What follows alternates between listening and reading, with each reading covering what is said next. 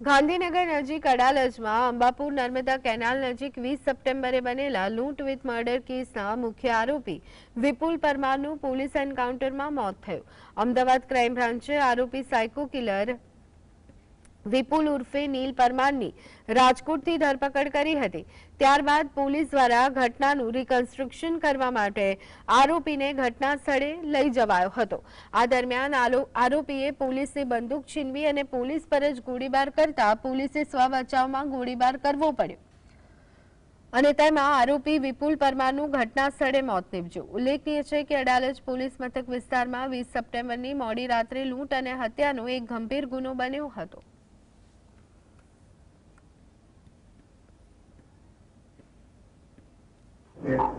ના બિલકુલ જે વિગતો મળી છે એના આધારે આરોપીએ હથિયાર જૂટવીને અને એ ફાયરિંગ કરેલ, જે વ્હીકલ ઉપર પણ ફાયરિંગ થયેલ છે. વ્હીકલમાં પણ જે વ્હીકલની જે સામેની જે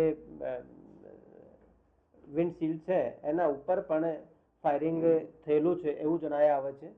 અને એક બીજો જે વ્હીકલ છે એના પણ જે ડોર છે એના ઉપર પણ ફાયરિંગ થયેલ છે એવું વિગત છે.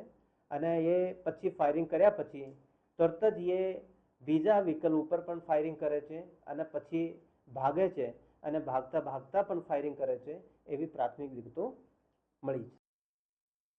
मिला है, इसके लिए हम पूरी पुलिस फोर्स जितने भी लोगों ने इसके ऊपर काम किया है उन सबका हम दिल से थैंक यू करते हैं.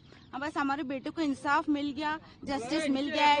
अब हमको थोड़ा सेटिस्फेक्शन है. Thank you. अभी हमको पता चला कि हमारे बच्चे का जो था कल्प्रिट था जो भी उसका एनकाउंटर हुआ है. तो बस हम उनको किसी ने बुलाया नहीं, हम खुद से ही आए हैं.